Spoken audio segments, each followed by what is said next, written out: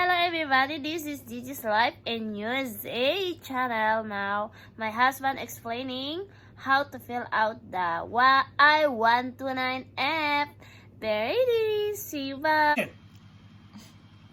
Hi, so to get to these forms for the I-129F, all the forms are available free of charge at uscis.gov.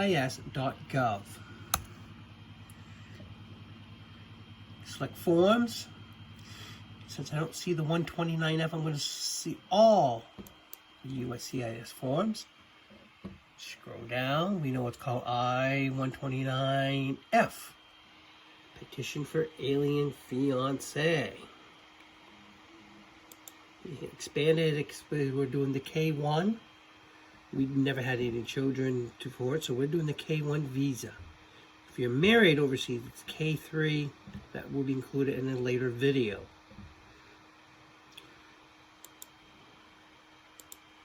Whoops.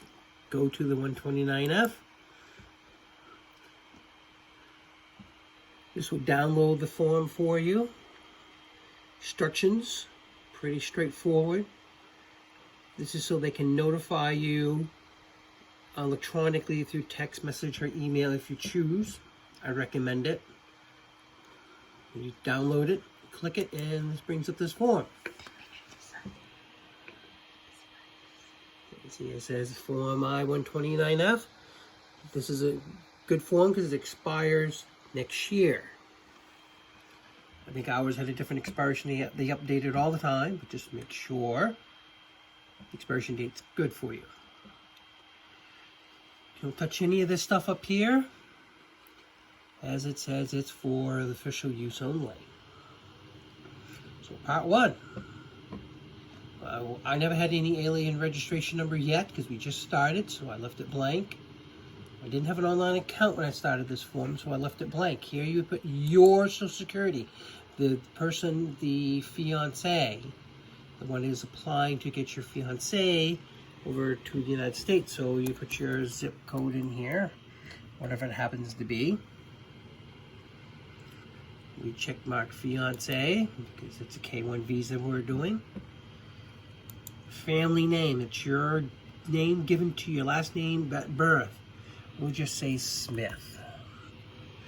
Your first name. What did I do? Fat fingers here.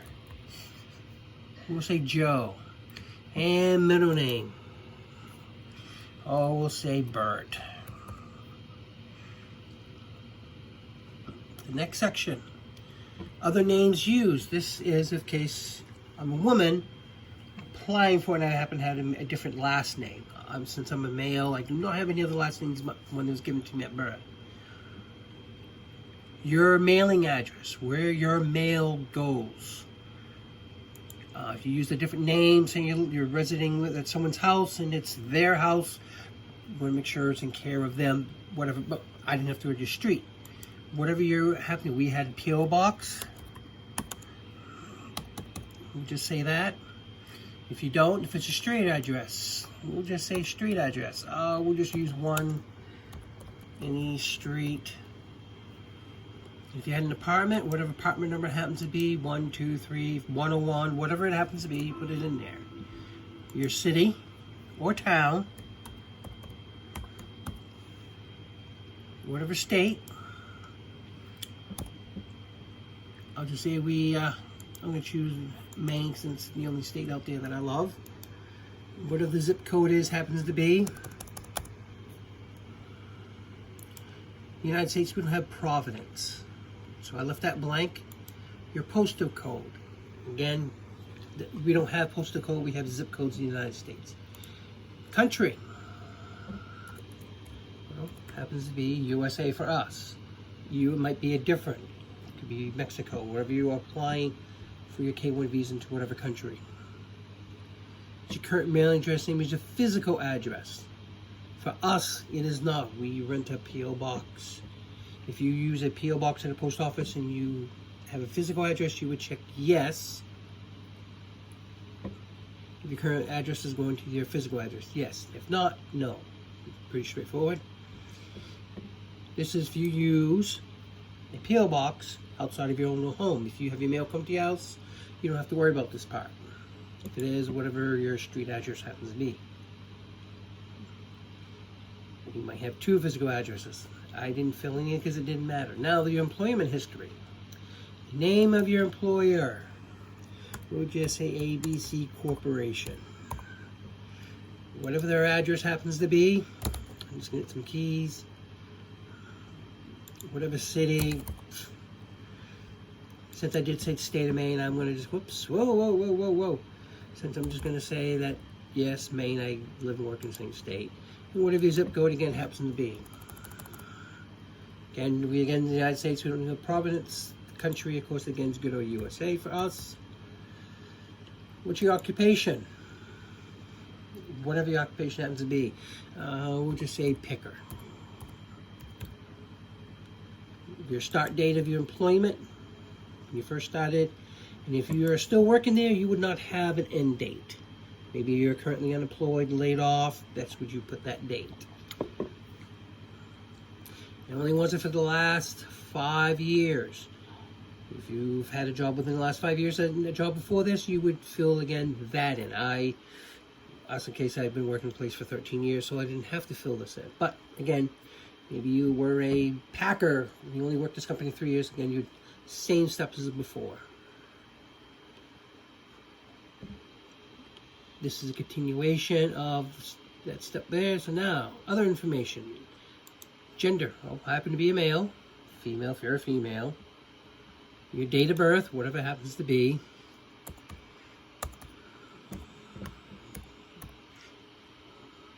Oh, gotta put the slashes in there right. My bad, people. You just type that in there. Your marital status. Well, I am single. For K1, you have to be single. If you're married and you're applying for a K1, what are you, cheating on your wife? For another one? Aha. Or divorced, or widow. Technically, I'm divorced from my ex-wife a long time ago. Where was I born? What place? City, town. No, there's no problem. Country of birth, again, is good old USA. Information about my parents. I go father first, then my mother. So it would be my father's last name, because since I have Smith, whatever his name is, we'll just say Bob.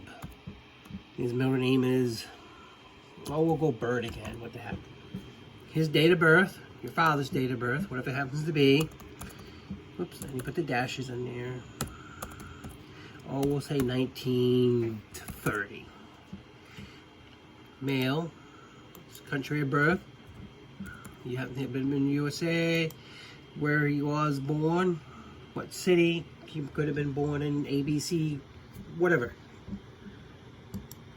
Country of residence again is USA. Parent, this would be your mom's, her family last name given to her at birth, not after she got married. So we'll just say it's, Ronald. Her first name, we'll go Sue. And whatever her name, we'll say Ann because that's the most popular. And again, her date of birth, whatever it happens to be. We'll say 35 just because. And her gender, date of birth, country of birth, USA, where she was born at, and her country of resident. She's still, parents could be living outside the country right now, but they're not. Have you ever been previously married? Me, it was yes.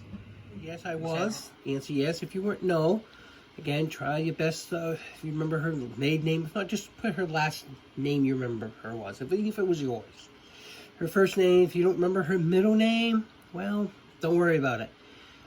Date of divorce, if you don't remember it, if you were married, you can go find your divorce papers because you will need those divorce papers as proof of being divorced. Get the date and fill it in here. This is for you, your citizenship. Are you a U.S. citizen through birth, naturalization, U.S. citizen? I was birthed in the United States. I believe that's what we checked. I was born in the United States. I also had U.S. parents. Select only one box only. I was born in the United States. Everything no. Oh, it didn't stay there. Okay, it doesn't matter. It's only form. Again, how was your citizenship determined? Did you come in the country through your parents under a K-1 or something like that? Me, I was born in the United States. And if you answer yes to this question, you got to provide that certificate number, place of issuance, and the date. Have you ever filed a 129 before? For me, it would be no. If it was yes, you put in that alien registration number and all this information, the name, date of filing, and why did U.S. example approve, deny, or revoke. Maybe you filed for one and she got in a terrible accident and died or something. Unfortunately, that would happen if it happened, but whatever happens to be. Do you have any children under 18 years of age? No, I did not. But if you do, you check yes. And if they are, put their ages down. If they're under 18. Provide their residency. Maybe they live out of the country. This is for your kids.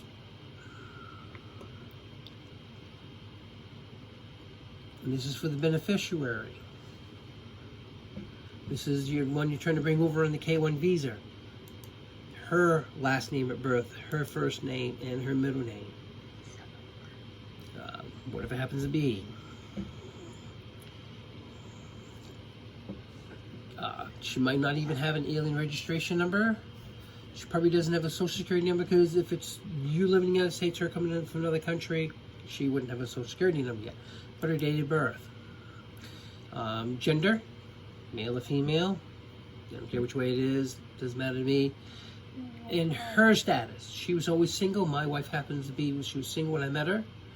Maybe she was previously married over and got divorced from whoever over there. Or maybe her spouse died. Check the right box.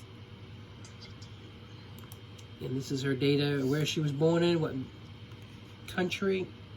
Here it goes. Country of birth, wherever it happens to be.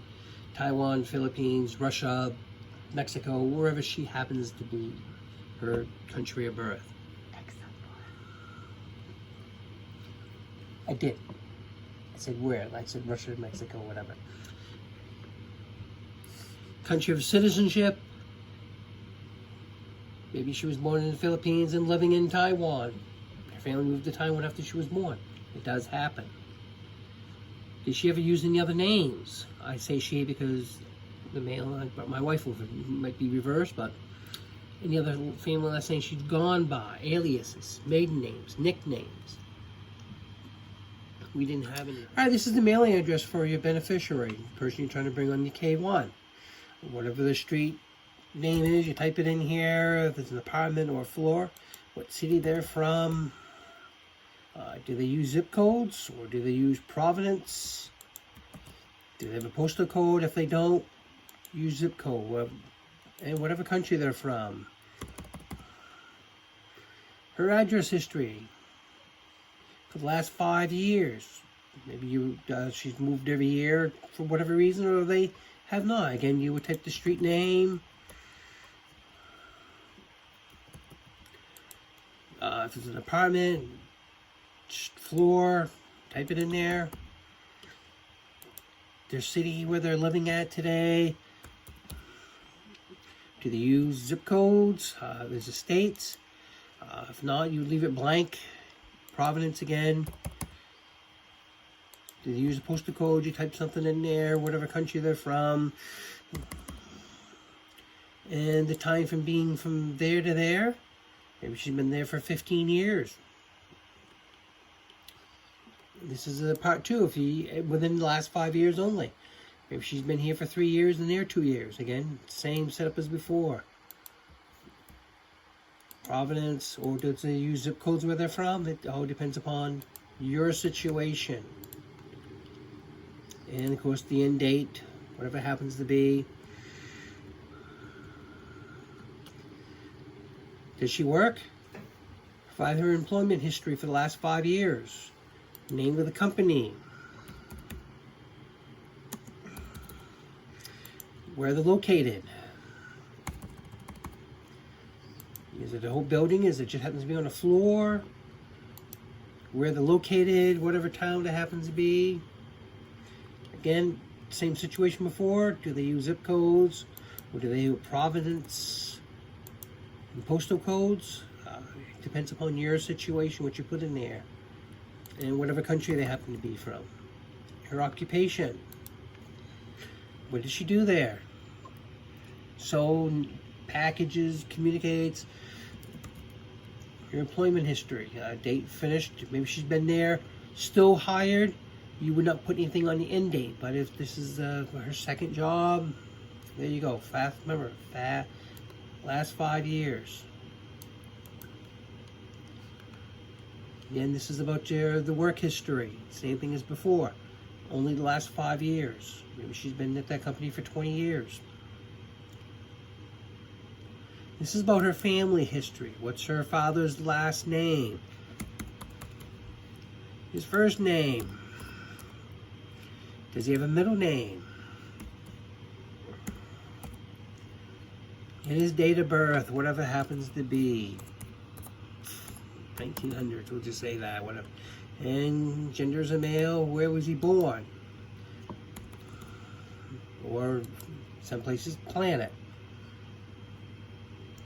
City, town, village of residence. Where does he live? Because he might not live in the same place he was born. His country. This is for your mother. Her given name at birth. Her first name. And her middle name. Whatever her date of birth happens to be. Oh, we'll go 1901. Of course, she's a female. Again, country of birth. Village, town, village, where are they living today?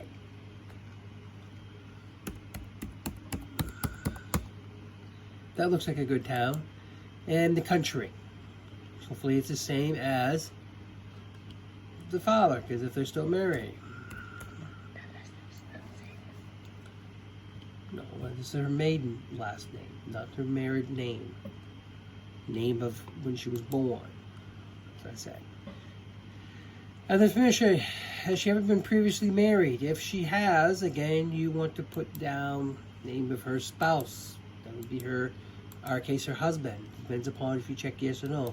Mine, it was no. If not, you put the guy's last name, his first name, his middle name, best you can remember, like on my part, the date marriage ended. Again, if you don't know it, she would have to have, or he would have to have those divorce papers, get that information off those papers. Have you ever been to the United States? Again, mine was no, because at the time we checked no. Is your beneficiary currently in the United States? In my case, it was no. How did she get come here for one of these? Example, visitor, student, alien exchange, crewman, stowaway, temporary worker, if they've been in the United States. If they're currently in the United States. Her arrival and departure record. You can get that right off the I-194 forms on the USCIS. Date of arrival.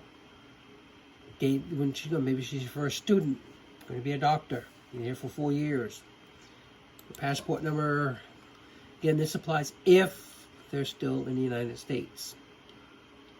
Maybe she's over here temporary working for the summer. Does she have any children? If she has children, all this information will have to be in here. Their given last name at birth, first name, middle name, whatever country they happen to be in, their date of birth, and does this child reside with the beneficiary? Some cases, no, maybe the child resides with the grandmother or the grandfather, or maybe with the father. Check yes or no. If it doesn't reside, you got to put in this information where that child is living. Whatever it happens to be, if it's separate.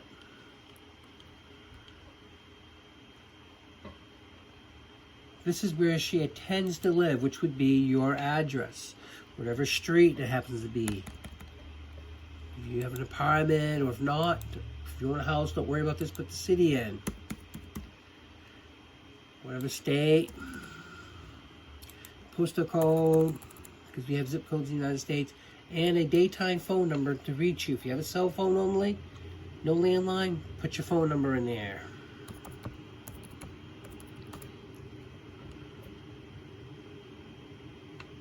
And the beneficiary physical address across. Again, they want to put that same information in there. So just double checking that you type everything exactly the same as before.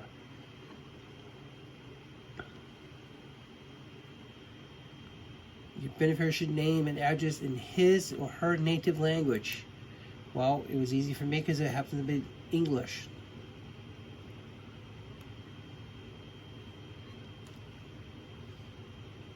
Is your fiance related to you? Hopefully the answer is no. In case there are cases like third cousin, maternal uncle, put that in reason in there if you check yes. If not, leave it blank. And you have to meet your fiance within 2 years. If not, there's got to be a reason why. You're laid off from work, you don't have any money to go over there, but you still communicate with her. If you answer yes, give specific information. Visited for 5 weeks, we'll just say. Whatever year it happens to be, XYZ year. Did you use an international marriage broker? We did not. We checked no. If not, you would fill that information in on that broker in this spot. So it was no. The organization, their address, their daytime phone number. And your beneficiary will apply for a visa abroad at the U.S. Embassy or consular at. This is where you would put where they would go for their interview eventually, or where they're going to apply. It happens to be Philippines, where they're going to go to Manila. If it happens to be in Taiwan, it's Taipei. Whatever the city, town that they happen to have in their country. If it's Mexico or Russia, wherever it happens to be. But that country, you get to find this information. You can easily find it on the uscis.gov website on where the counselors are for each country out there. This is criminal information. Have you, me, the person that's fined, ever been convicted of restraining order? No for me. Have you ever been arrested for any type of assault? Or again, it was no for me. The answer yes, you've got to supply information about what was the outcome of all your cases. Homicide, murder, manslaughter, whatever it happens to be. Me again was no. 3 or more arrests or convictions? No. If you have, you've got to answer these questions, read it through. If you have been arrested and convicted, whatever the outcome is, you would have court records of this. Act in self-defense, by the protection order. This is all about you. If you have answered yes on any of the questions up here, you would have to answer these questions here. If not, you can read it, but you don't have nothing to fill in there. Types of waivers. Again, it all depends upon what you answered over here. I wasn't, so I didn't have to worry about any of this stuff. My biological, I'm not Hispanic. I happen to be white, but what if you happen to be Black, Native American, Hawaiian? Check the one box, only one. You want to know how tall you are. Whoop, maybe I'm 7 feet tall, and I weigh just 100 pounds today. Yeah, I know, it's really tall and skinny. My eye color. We'll check green today. Your hair color. I have no hair.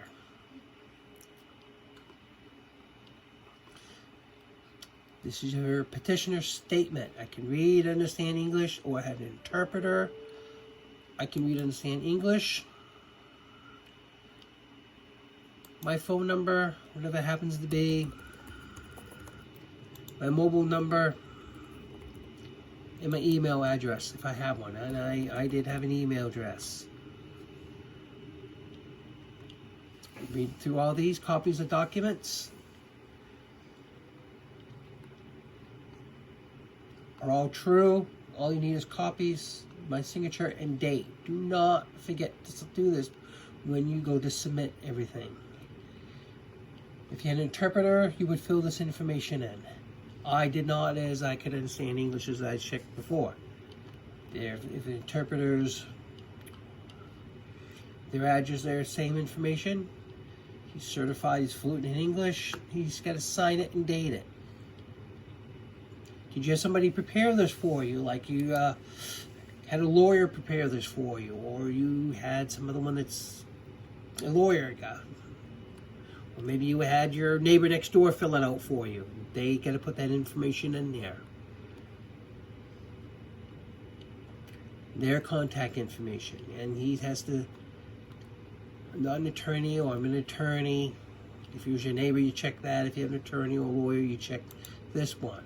We did not, because you can do it yourself in their signature. This is for additional information, like if you want to explain out what you actually did for when you met, or why you don't have the money, why you didn't go over there. You can explain, laid off from work, been without a job for 5 years or something, or self-employed. You would have to include the page, the part, and the item number. And again, your page numbers are at the bottom. Page 11, whatever the item number happens to be. Go to an example here, like this part 6, item 1A. Why is that the last name? Maybe they don't carry last names. Your proof of the relationship is take plenty of pictures when you're together. Chat history. Don't need every single page of your chat history.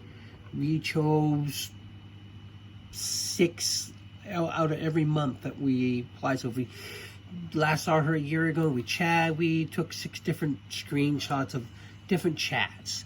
Nothing that will put personal information out there so that we chatted every day. Doesn't be a continuous chat. Maybe talked a little bit in the morning and something at night. That's what we did.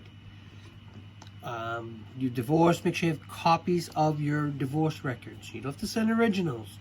You can get your birth certificate from this city or town where you were born at. There might be a filing fee to get that, but go ahead and get that. What other information else is? It seems like it's a lot, but it's not really. It's easier than you think it is. The biggest part of this is the wait. Took us almost 9 months before we got an answer for this Form 129 was approved, and then on to the next step. Overall, for the whole thing, before she came to the country, was about a year, and then another 5.5 months to get through the last step of getting her green card. If you truly are in love, time doesn't matter. Spend your days with her on the phone, email, chat messages. You can do it. If I can do it, you can do it. It's easier than it seems. Don't let the dozens of pages overwhelm you. Maraming salamat sa panunood. How to fill out I-129F. Good luck sa inyong lahat!